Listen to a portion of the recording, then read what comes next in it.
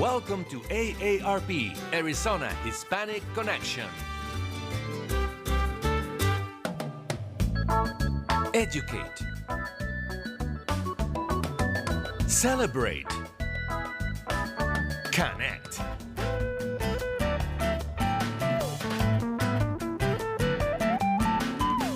Arizona Hispanic Connection.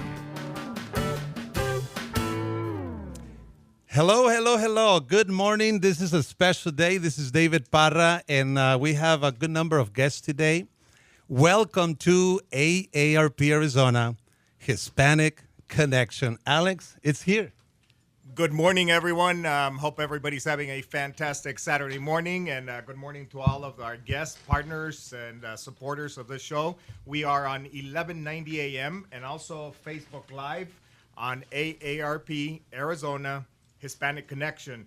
This is a fantastic day. Hey, by the way, I think that jingle was absolutely phenomenal. I really love liked it. it. I liked love the that music. jingle. It was good. We have a It's little good bit of stuff. mariachi, and then the cumbia, and then Santana kind of it. music, right? Absolutely. So, first, before we go on, this is a very special day. We're launching this platform. It's called the AARP Arizona Hispanic Connection, and we're going to be explaining what this platform is all about. But before we go into that, we want to welcome some of our guests today. I'm going to start with our ladies here at the right, and we have Mari Alvarado. Mari, how do you feel? Good morning. Thank you. I am very excited to be here today, and I applaud AARP Arizona for this wonderful program. I think that the issues that we are going to be talking about will be very important to the community, and I congratulate the program that we have for you today. Please tune in. This is just the beginning. Yes, and we have Julia Lovaco. Thank you, Julia, for joining us in person here at the show. I am thrilled to be here. I think that we are going to give you lots of exciting information that you can use, that you can share, and we're all so happy to be here. As Mari said, tune in. Thank you. We also have Dan Martinez from Gilbert, Arizona. Dan, welcome, and thank you for joining us. Thank you, David. As state president of AARP, I'm really pleased to say that this is one of a kind in terms of a program nationally, and you are to be congratulated, along with Alex, for launching it. I think that our members out there, Hispanic members of AARP, will have a great deal of pride in this program. We've got a number of things that we want to bring to them, to educate them, to connect with them, to celebrate what we as Hispanic Americans have contributed to this country. Definitely. Frank Barrios is honoring with his presence with today. Frank, welcome, and thank you for being here. Well, thank you for having me, and thank you, AARP, for launching this. This will become part of history. 10, 20 years from now, we'll look back at this day when we began the outreach to tell people the history of the Mexican people and the contributions made by the Mexican community to Arizona, to Phoenix, to the United States. Thank you for doing this. Thank you very much. Thank you. Before we came to the show, I got a text from my boss, Dana Kennedy. Many most likely recognize Dana Kennedy, and she says she congratulated me and says, you know what? I congratulate you. I'm proud of you because you have made this dream a reality. We've been working on this for a long time, Alex.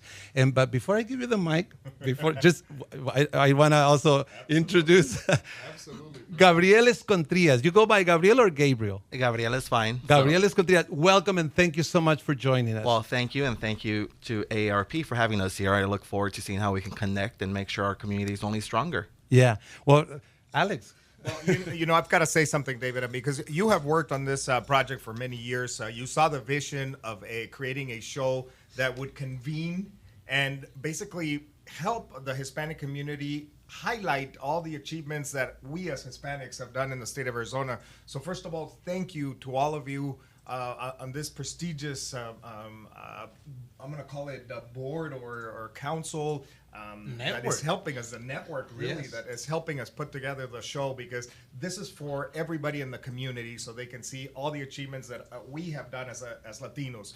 Again, thank you for joining us. We're on 1190 AM and also on Facebook Live on AARP Arizona Hispanic Connection. Adriana Perez is joining us by phone. Adriana, are you there? Yes, I'm joining you from the University of Pennsylvania here in Philadelphia. It's very, very cloudy and it's been raining, so I'm happy to join sunny Arizona and my friends there in Arizona to support this wonderful endeavor, David, that I've been very lucky and honored to. I feel like I've gone on this journey with you when it was an idea, and you moved it into action, and here we are.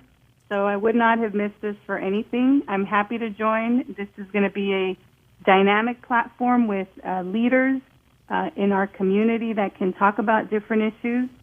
But for me, as a nurse scientist, I'm very interested in getting dialogues around health, the health issues that impact Hispanics in Arizona and throughout our country. I think this platform is going to provide us with that opportunity to promote a culture of health for our local, regional, and national communities. So I'm excited. I congratulate you and Alex on this incredible journey and dream come true, really. And I look forward to discussing important issues, contemporary issues, historical issues with everyone, and bringing together a network of professionals, people that are passionate about the Hispanic community to advance our health, our education, so many things. So thank you so much for inviting me and letting me be part of this.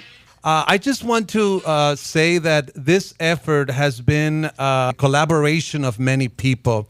And Adriana has been a big part of putting this together. We have had meetings, breakfast, and just talking about the how to create a platform that convenes issue experts, people who have something to offer to the community in terms of education, information, and we also want to educate, and we also want to celebrate. Alex, do you think there's a lot of things to celebrate with the Latino community?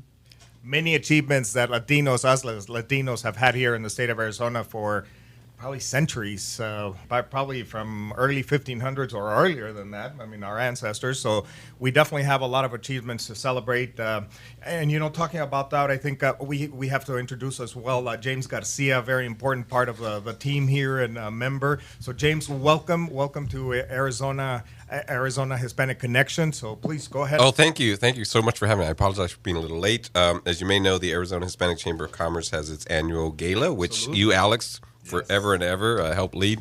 And it's tonight. And so I literally was up at about 4 this morning finishing the script and having a good time with that. But I'm so glad to be here. Thank you for having me. Thank you, James. And I know the Arizona Hispanic Chamber of Commerce has done an amazing job here in the state of Arizona. So we're happy to have you and the Chamber be part of the show as well. Again, you're joining us on 1190 a.m., also on Facebook Live, AARP Arizona Hispanic Connection. So welcome again to those. We're going to be every Saturday morning from 8 a.m. to 9 a.m. So please join us. Next week, we're going to be opening up the telephone line so people can call in and participate on the different type of shows. But David, why don't we talk a little bit about how this all started, maybe talking about the founder of AARP, the reason that we are doing this today. Definitely. You know, I've been with AARP for about 13 years, and it's been amazing. And to be frank with you, Alex, one of the things that I've been most impacted or impressed is the life of our founder. And we would like to just kind of relate a little bit about our founder. So I would like to put it in this way. If it wasn't for a lady, we would not be here. If it wasn't for this lady, this show would not be possible. So this was an amazing lady who was born in California. I'll say the name right up front. Her name was Ethel Percy Andrus. And this lady was amazing. She had to go to Chicago to do her education. The family moved to Chicago after being born in California. And she got her education, a bachelor's in philosophy. She became, guess what? A teacher. An educator. And I mean, her life is amazing. As she was there in Chicago, obviously she was teaching and she was volunteering as well in the evenings. And I'm sure some people may recognize something called the Whole House and the Chicago Commons. These were settlement houses. This is the community centers, senior centers type of things. There were big homes that offer a lot of services. So she was there. And one of the things she was volunteering, and guess what she was doing as a volunteer? She was teaching English to Italian immigrants. So this was our founder, Ethel Percy Andrews. So after years of teaching in Chicago, the family moved back to California, and she went to and became a teacher in Los Angeles, Santa Paula High School and Manual Arts High School. Then eventually she got a job at East Los Angeles High School. Amazing, isn't it? And became... Is East Los Angeles where Jaime Escalante taught? Definitely. Yeah, and by the way, I grew up in East Los Angeles, so I know where that school is at. Yes. So maybe that's why it has a special meaning to me as well. And I saw Stand and Deliver. Okay. So. And I know someone named Jaime. Okay, there we so go. The whole connection. Well, we're going to eventually talk about all these issues, and you'll see it. It'll be very good. So one of the things to highlight is that this amazing lady, this amazing person became the first woman high school principal in California. Amazing. And in that high school being East Los Angeles, she encountered lots of diversity. And she made an amazing impact in getting that community to function fairly well, we might add. She did an amazing job. So she continued to offer programs as a principal there, programs, after school programs, right? After school programs, including our ROTC programs, dance clubs began, singing and drama and art and all that kind of good stuff, even programs for parents in that high school. Eventually, her mother got ill. And when her mother got ill, she did something, she was confronted with a very tough decision, and that was to retire. So she retired in her 60s to take care of her mother. And then afterwards, her mother got better. So she went and volunteered at the California Retired Teachers Association. And she began to work there. And then we're going to go on break in just a bit, but we'll continue when we come back. There at that high school, eventually, to kind of make the long story a little bit briefer, she created two great organizations after she had retired. At 63, she founded the National Retired Teachers Association, and at 73, she founded the American Association of Retired Persons, known as AARP. We will be highlighting her story in future programs, but I just wanted to let you know that this lady is an amazing person. She's our founder. If it wasn't that she did all these things, this show would not be possible. Are we ready to go on break, Ulises? Perfect. Thank you for joining us. We'll go on just a brief break, and we'll be back. Welcome to AARP Arizona Hispanic Connection. Educate. Celebrate. Connect.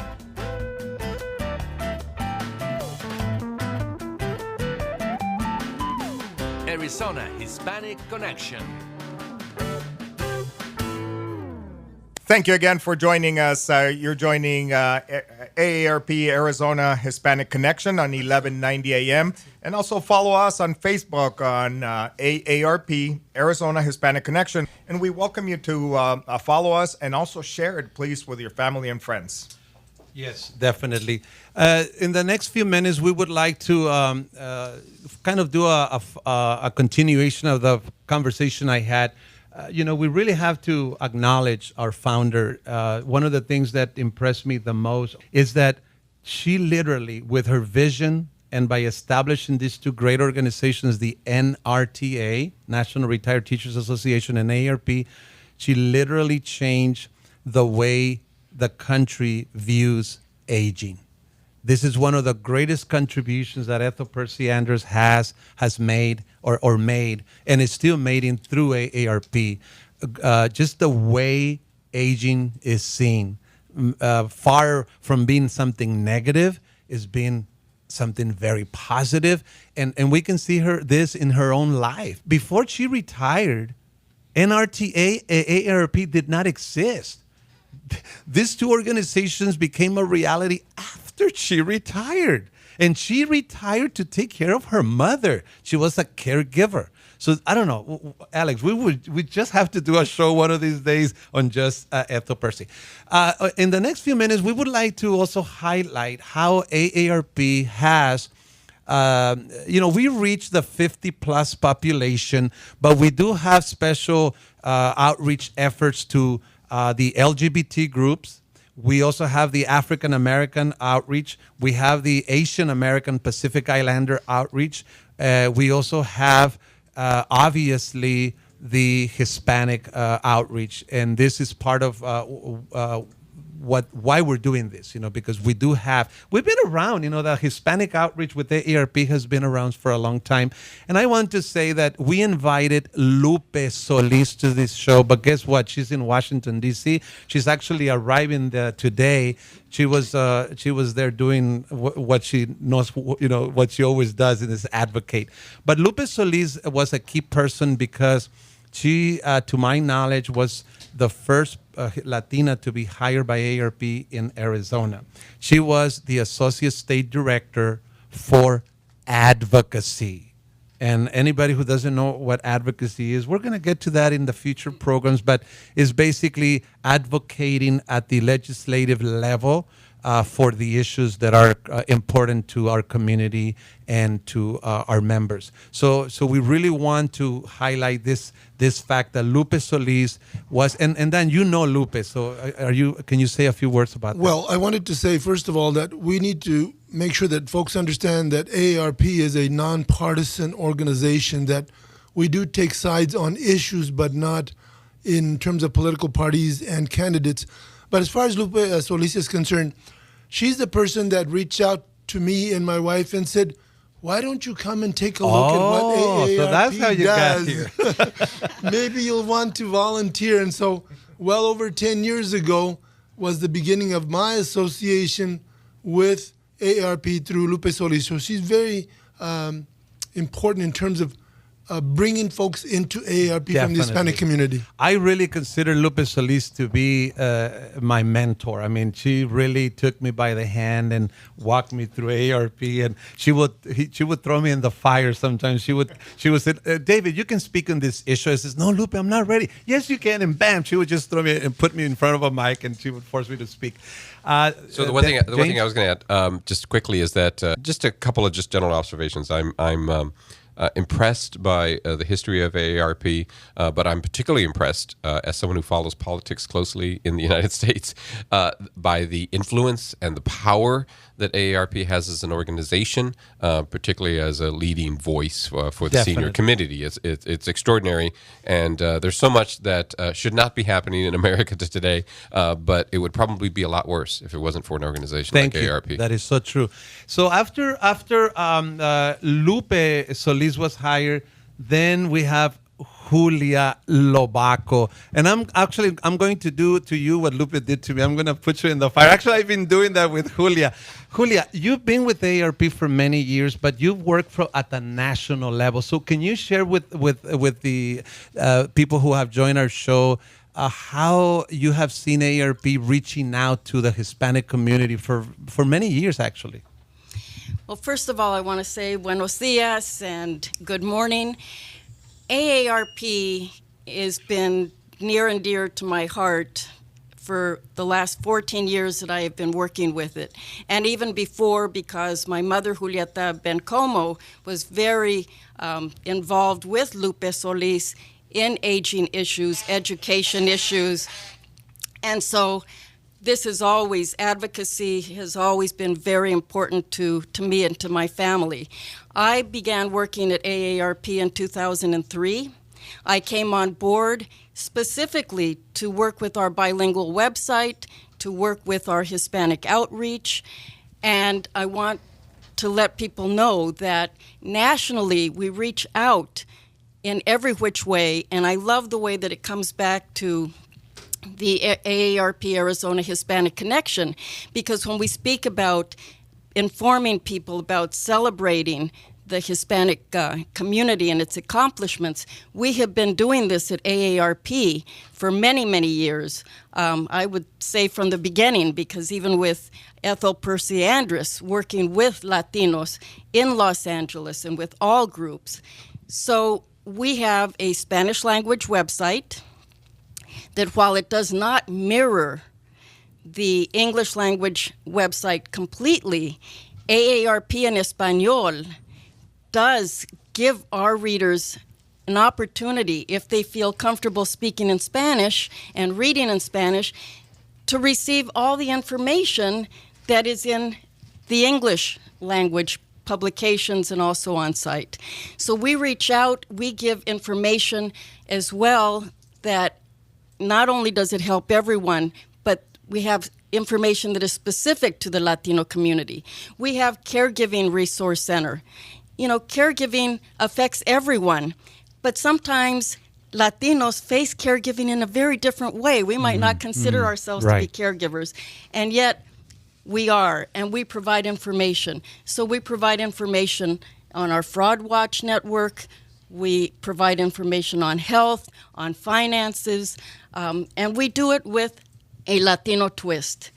So, you know, family here, listeners who have family, friends who feel more comfortable in Spanish, we give that type of outreach and that type of information and celebrate again the accomplishments of our Latino community and Latinos. Definitely. You know, could you identify yourself again? I'm Julia Bencomo Lobaco. I'm executive editor of AARP en Español, our Spanish language website. Fantastic. And you know, I'm going to allow, or ask, I should say, Alex to go before me, because even though I was hired before he was, I think we're very excited to have Alex Juarez join. He is the Associate State Director for Communications. And I remember when Dana was doing the hiring, I was just wondering who was going to be the person. And then when she told me who, you know, that she had hired you, I went and looked for your bios in your bio in LinkedIn, and I said, oh wow, you know, you've been involved in so many like DBACs and all kinds of stuff. So why don't you share with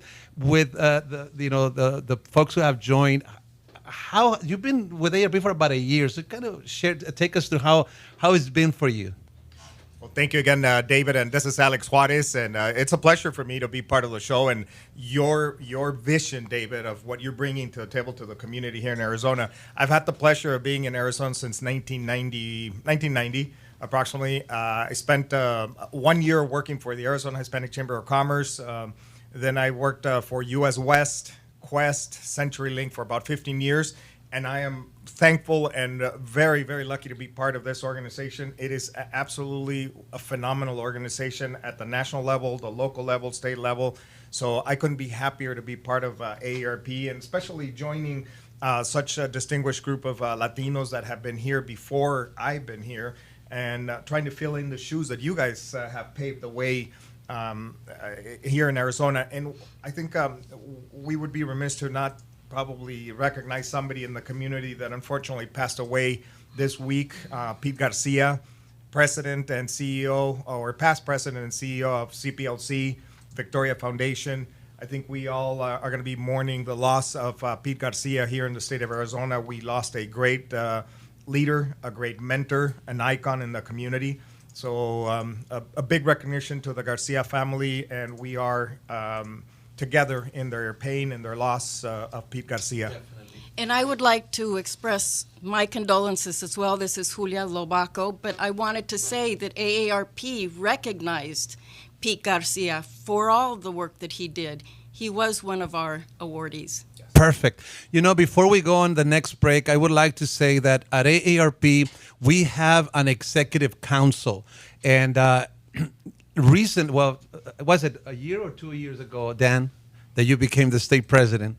Going on 2 in August. Going on 2, I believe you are the first Latino to be named the state president in Arizona. So that's another sign that at AARP, we've been doing our very best to reach out to Hispanics and serve them, because the motto of AARP, the motto is to serve, not to be served. And Dan, would you share with us how has that experience of being the state president? You know, I've met at least 3, if not 4, state presidents, and sometimes I said, man, how do they do it? It's almost like a full-time job, and you're a volunteer. By the way, state president is a volunteer position, not a paid. So would you share with us your experience as a state president of AARP Arizona? Of course, this is Dan Martinez.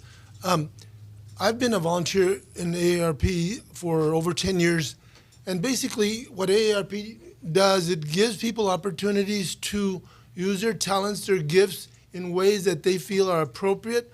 And so I've been asked to serve in different areas. For example, on the Advocacy Steering Committee, I was then asked to serve on the Executive Council Committee, and then eventually there was a opening, and I was urged by a number of people to apply for the position. So I had to compete through a series of interviews to be offered the position. So what I do basically is I'm the face of the volunteers and the members in Arizona, and I'm out in the community talking about what AARP does for our members, and talk about volunteer opportunities that people can take advantage of, which vary a great deal. For example, if you want to volunteer at a Movies for Grown-Ups, you can do that. And what is that? Meeting people. Well, it's a series of movies that early release movies that people get to see before the general public does, and we let people from selected zip codes attend these movies throughout the valley and even in Tucson. And that's for free, isn't it? It is for free. It is for free. So we're definitely going to be announcing when we have these opportunities called Movies for Grown-Ups, where people literally get an invitation, and then all they have to do is register, and they can go and watch a movie. This is a new program. Actually, we've had it for a couple of years. It's been very, very successful. So, again, this is... the platform is called AARP Arizona Hispanic Connection, and our elevator speech, so-called, is to convene issue experts to educate, to celebrate, and to connect. So this is going to be our goal. Our goal is to bring in the issue experts to educate. Our goal will be to highlight all the accomplishments of Latinos in Arizona and beyond, and also to connect people of all generations. So we're looking forward to this platform.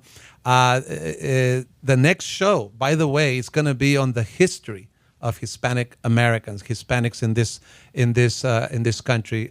Frank? Yeah, Frank Barrios. I just also wanted to thank Dave Parra, who I'm a member of League of United Latin American Citizens, LULAC, as Mari Alvarado is also. And we're shining the light on all the Hispanics that have done work with AARP, but nobody is talking about Dave Parra. And the work that he's done with LULAC has been fantastic. He's worked with us, helped us, and I want to thank AARP and Dave Parra for all the support they've given to LULAC. And I think you won.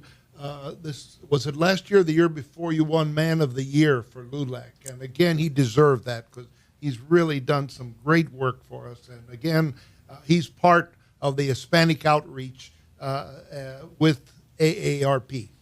Yeah, one of the things that I want to say is that I've been in the few years that I've been working for AARP, I have had the privilege, and I count it a privilege, to travel the state of Arizona.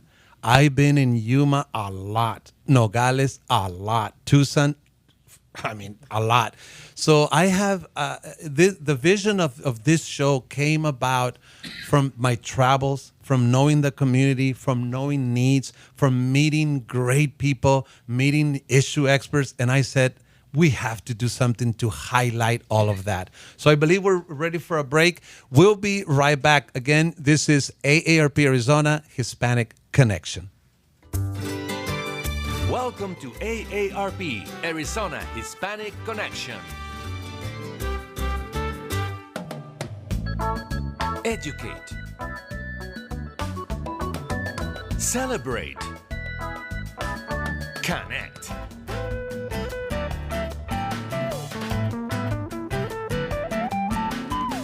Arizona Hispanic Connection.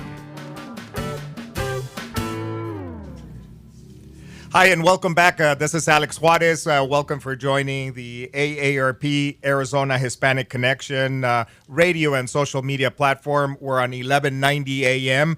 every Saturday from 8 a.m. in the morning to 9 a.m. And you can also find us on Facebook on AARP Arizona Hispanic Connection. And David, we were just talking about the different platforms that we're going to be talking about in the later shows. But one of the key members, an integral part of putting together the show and the expert has been Doctora Adriana and Perez. I have that's right. And Doctora Adriana Perez, how are you? You are in Philadelphia, joining us via phone. Can you please let us know or tell us a little bit more why you joined, and tell us what you expect to get out of this platform, or what do you want to see this platform to grow into? Great. Well, I've been a nurse for almost 20 years. There are many reasons why I've joined, but through this journey as a nurse, I feel like there are many issues that our Hispanic community, especially in Arizona, are not aware of. Lack the information. They lack bilingual supporters in healthcare and education that can help them navigate our healthcare system. And they don't have that. There are great opportunities, but they might not be aware. So throughout this time, I think that what I've learned is that having multiple ways to connect and communicate with our community are needed. So I'm here because I feel like this is going to provide another platform, another mechanism to connect with families there locally throughout the region. You're able to reach people actually on a national level. So this, for me, is going to be a great way to work with other colleagues in the healthcare field and also education, the arts, to promote health across generations, the Hispanic community, and to raise awareness of the top issues that are impacting our community. I believe, we were talking about caregiving earlier. That's an important issue. And also help families be able to find resources that are either local or regional, and to be able to use those to advance the health of their families. So for that reason, I think this is very important. And secondly, as I said, I've been a nurse for almost 20 years, and something that has affected me a lot is the lack of bilingual Hispanic nurses. I want to use this platform as well to promote nursing, to promote the healthcare field. We need more Hispanics. We need people that speak multiple languages, that speak Spanish, that are able to care for and reflect the community that we serve. So I think that this will be a great way to promote nursing as well. And Adriana, you and I had spoken about how obviously the main goal of your engagement and contributions would be in cultivating a culture of health. And I know you have a PhD on health research.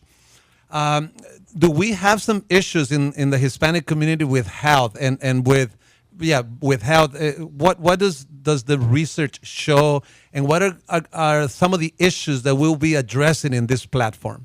Thank you for bringing that up. Yes, David. Building a culture of health is a national priority. Currently, our environment is one that doesn't always support people living and leading a healthy lifestyle for many reasons. And Latinos are affected especially because,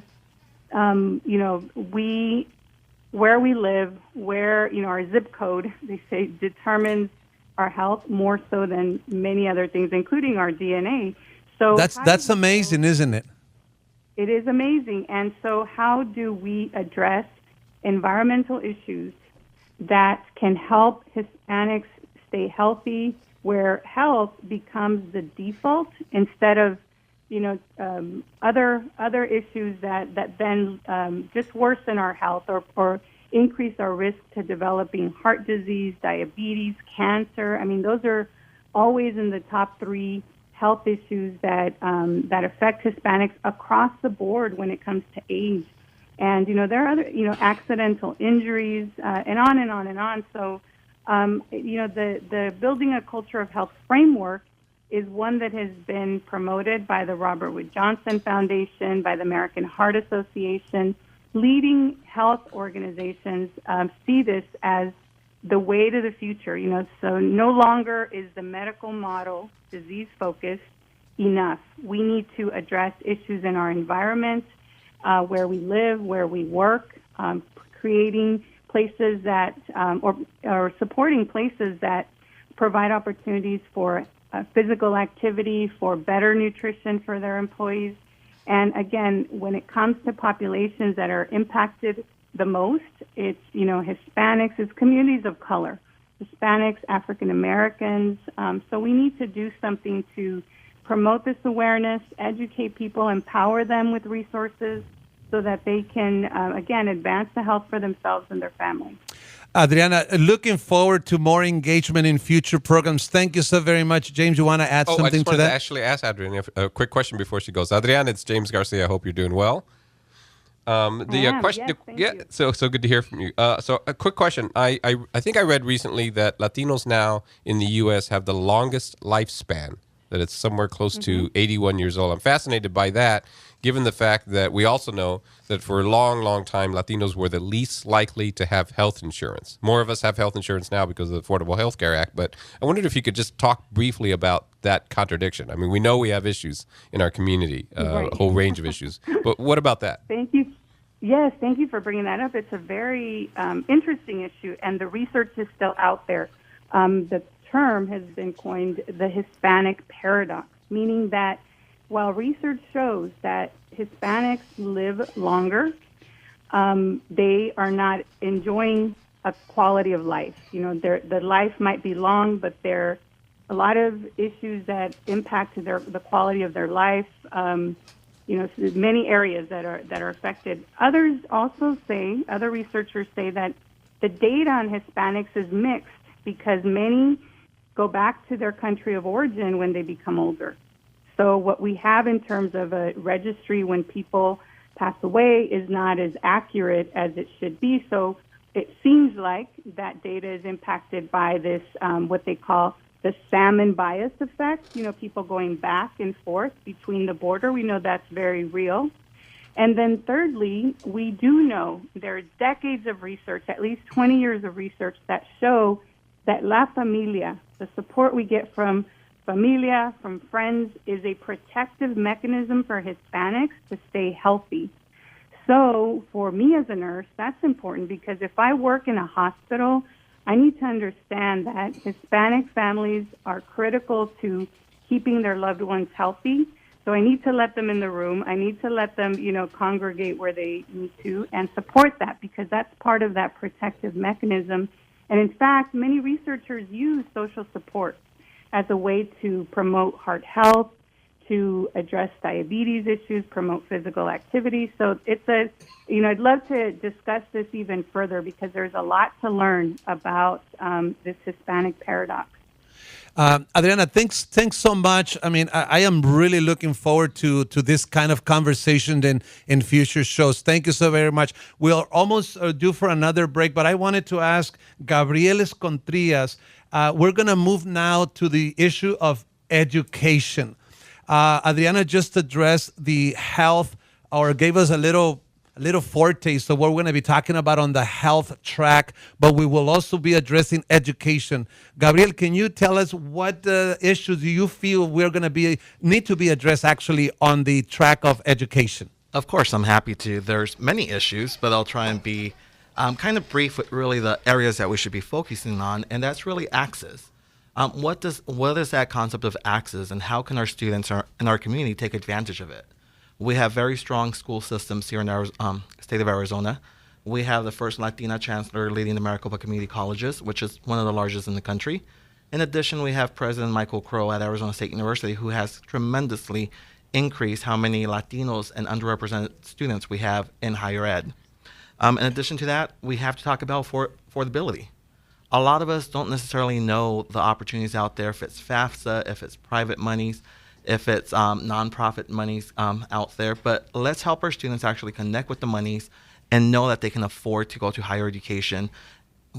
And as we talk about that, we have to talk about how can we build a community that is really supporting our students K through 12.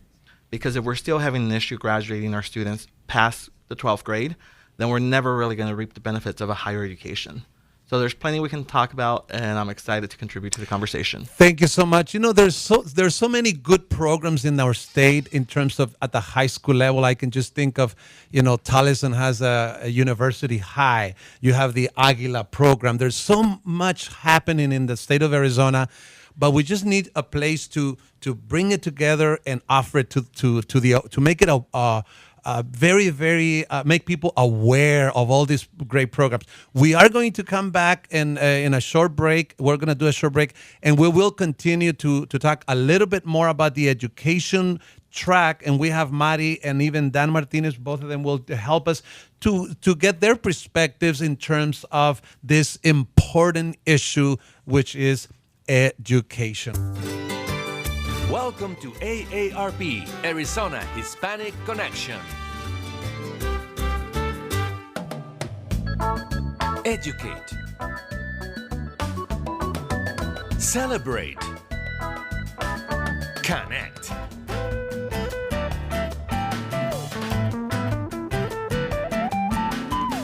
Arizona Hispanic Connection. Welcome back. This is Alex Juarez with AARP, and welcome to the radio and social media show or platform, AARP Arizona Hispanic Connection. We have been talking about the different type of platforms that we had. Thank you so much for Gabriel. Thank you so much for your input about the education platform. And also on the education platform, we also have Mari Alvarado, sorry about that. And you have a great experience and a great track record in the education. Can you please tell us your perspective of where we should be leading and where we are in the state of Arizona, in particular with Hispanic education and students? Thank you, Alex. My name is Mari Alvarado, and I have been an educator about 30 years. In fact, I'm still working at Glendale Community College. I teach reading over there. I want to say that education is the pathway for economic advancement. Education is a way for people to do social mobility. Education is very key for success in any career that you need or that you dream about. I also am a member of the League of United Latin American Citizens. I was just elected director, which is at the county level.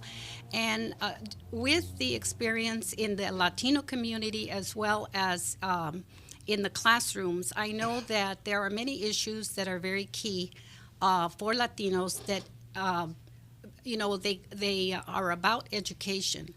One of the issues that I believe is the strongest is the quality of the teacher in the classroom. I believe that there are many factors that affect the success of children in classrooms, but the quality of the teacher is number one. That is very important. Funding is another important factor. We also need role models, and I do believe that I myself consider myself humbly to be a role model coming from maybe a disadvantaged neighborhood But because we are disadvantaged economically does not mean we are disadvantaged in the value system. I know that in the cultural system, education is highly valued, and teachers are still highly respected. So if we can use that to our benefit, that would be a great asset. So that's one of the issues that I would like to Thank you. And I see. know that when we address this issue, we have a whole show on education eventually. Yes. We're going to get to the nitty gritty of this. Then just Thank you. briefly, because we're running out of time, and we will also address a little bit about the track on history. Just briefly, your comments. Certainly. Thank you, David. This is Dan Martinez. I'm a retired lifelong educator from the public school system. My feeling is that it takes an entire village to educate our children properly. It starts with parents and siblings and teachers and mentors. We need all of that in place to help us be successful. One of the points that I want to also make that Adriana made is that we need our children to be bilingual, because in the future, those people that have bilingual and multilingual skills will have much more in the way of opportunities open up to them. We also need to emphasize more of our children going into the fields that are going to be necessary for us to advance as a society, and that is in the area of STEM, law, engineering, nursing. There's so many opportunities out there if we prepare our children from the beginning. One little tidbit to parents: read to your children while they are in the womb. Expose them to music while they're in the womb. Awesome. Okay, we are running, out of time, but we want to also let you know that history will also be a track that we will follow. And we have Frank Barrios, who is we can call him a historian. He wrote a book, and he is a historian, James says. Thank you. And Frank, can you tell us just briefly, and to kind of keep a look at the time because we're running out, just briefly, why is it important to know your history? Absolutely. I there's an old saying that if you don't know your history, you're bound to repeat it. And of course, there's a lot of bad history back there, too, so you want to avoid it. But I think it's important for the Hispanic community to know their contribution to this country. And it's not when we were part of Mexico. The strongest contributions came after we became part of the United States. The Mexican community built on every part of this country. They contributed workforce. They contributed so many things to where we're at today. And what's sad is many young people don't realize the contribution that their heritage made to this country. And I hope in this program that you've got here, I can tell a little bit of those contributions that were made by the Mexican community. And they're huge, huge. Thank you. James? This is James Garcia. So I want to add a couple things first before we talk generally about history. Let's talk a little bit about the history of Pete Garcia, a man who was the head of that organization, Chicanos por la Causa, for 25 years. A group, by the way, that was founded in 1969 and was connected to the Southwest Council of La Raza, which eventually became the National Council of La Raza, which is now the most influential Hispanic advocacy group in the country. And so there is real history in this community that has spread all over the nation. And I know that Pete's contributions and CPLC's contributions have just been tremendous. And so they're a history story in themselves. More generally, I'll speak to the fact that Arizona has an incredibly rich history. As a playwright, I have discovered so many stories connected to history here. I've written about the Los Repatriados, the people that were deported in the 1930s, the Miami Mighty Vandals who won the state championship in 1951, Raul Castro, the only Hispanic governor ever in the history of this state. Can you repeat that, please? Raul H. Castro, the only Hispanic governor ever in history of the state. And I hear there's another Latino running. I don't know if he's going to win, but good luck, buena suerte. He's going to win. Yeah. But anyway, so Raul Castro was extraordinary. He lived to be 98 years old, and his story goes far beyond just having become governor. He was a 3-time U.S. ambassador, a champion boxer. He was a teacher. He was a judge. On and on and on. So an extraordinary history. And James, you had the pleasure to spend time with Governor Castro. I spent time, many times. Yeah, I interviewed him extensively because I did write a play about his life called American Dreamer. And I should mention, I called it that because he was really the original dreamer. You know, we talk about dreamers today, the undocumented, many are now DACA, and they came here undocumented. He came undocumented with his entire family, with 11 brothers and sisters. And he did extraordinary things in his life, eventually became a citizen. And so in many ways, he's the original dreamer. And I think it'd be very important to say that we are going to dedicate one of our shows to Governor Castro. I think for our youth, for our Latino youth, it is very important to see that a person like Governor Castro, where he grew up and where he came from, he had a dream and he made it a reality. He believed in himself and he accomplished that. And I think it's also important to underline the fact that he was undocumented.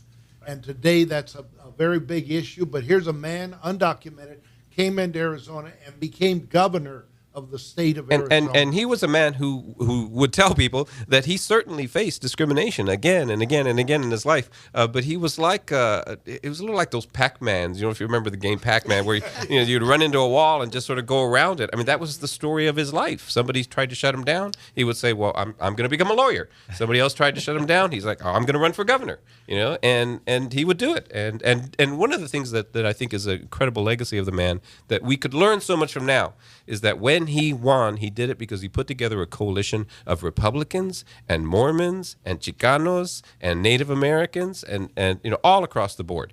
And he managed to win that election by unifying the state. And that's a lesson that we desperately need in America now. And when we were putting our thoughts together to come up with the list of issues that we wanted to address, history was number one. Because, personally, I've been knowing about my history, and it really helps you to know who you are, where you've come from, and it gives you a sense of identity and even pride. So we definitely will be getting. The next show is going to be on the history of Hispanics, and the first we are going to be following the PBS series called Latino Americans. It's a 6-episode series. If you want to look it up in YouTube online, you can find it. And the first episode is called Foreigners in Their Own Land. So we are going to be addressing history. We are going to be addressing education, health. And one thing, don't forget, I've been traveling the state doing Medicare, Social Security, retirement. So those are a given. We definitely will be having people come and address those issues. We are very getting close to the end. Alex, how should we end this? Well, we'd like to invite everyone again to follow us. Please follow us every Saturday, 8 a.m. to 9 a.m., 1190 a.m. You can also follow us on our Facebook page. It's AARP Arizona Hispanic Connection. But with that, I want to thank our guest today, James Garcia. Thank you so much for being here, James. Doctora Adriana Perez, thank you so much for your leadership, for your guidance, your mentorship. Thank you. We really appreciate all the work that you have done. Also, Frank Barrios. Frank, your insight in the history of Arizona Latinos is going to be phenomenal. So thank you very, very much. Thank you. Gabriel, thank you so much for being here today. Your perspective on education will be extremely valuable, and it's something that our youth will need to hear, and we need to really, really push our leadership, our youth into leadership positions in the future. So thank you so much. Thank you. And Maria Alvarado as well, your leadership as well in the education sector. Thank you so much for your insight on that. Julia, thank you so much for being part of AARP, leading the efforts in our Spanish side, being the editor for Espanol. Thank you so much for everything you've done for here in the state and for AARP at the national level. And then obviously our state president, Dan Martinez, thank you so much for the guidance, your mentorship, your friendship as well. You're going to be extremely valuable in the show, so thank you. And again, David, you are the head, you're the vision. You created this vision, so thank you so much for bringing it to the community here in Arizona. And this is for everyone in Arizona, just not Latinos. It's open to every single one. Who can understand English. Yep. All right. Well, this has been the first show. We are extremely happy, excited, and very thankful Thanks again for all our guests. And this is just the beginning. We will be back with more shows Saturday after Saturday. But I want to emphasize that please join the Facebook page, AARP Arizona Hispanic Connection, because that's where everything's going to be announced, and there's going to be way more than the radio show. So again, thank you very much. See you soon. Take care.